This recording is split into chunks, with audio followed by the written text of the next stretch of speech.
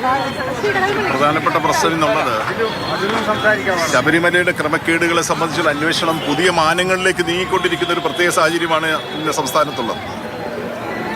ആ പുതിയ കണ്ടുപിടുത്തങ്ങൾ, പുതിയ അന്വേഷണ സമിതിയുടെ പുതിയ കണ്ടുപിടുത്തങ്ങൾ കോൺഗ്രസിനെയും UDF-നെയും പ്രതിരോധത്തിലാക്കുന്നു എന്നത് വളരെ വ്യക്തമാണ്.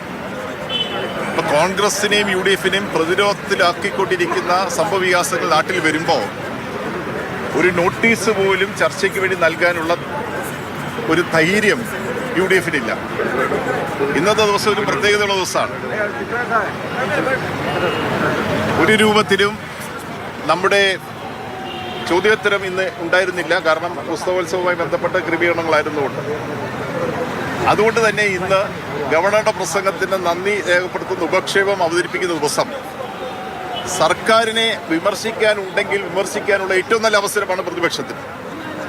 സർക്കാരിൻ്റെ ഭാഗത്ത് ഭരണകക്ഷി അംഗങ്ങൾക്ക് ഗവൺമെൻറ്റിൻ്റെ നേട്ടങ്ങൾ നിരത്തി വെക്കുവാനും കിട്ടുന്ന നല്ല അവസരമാണ്.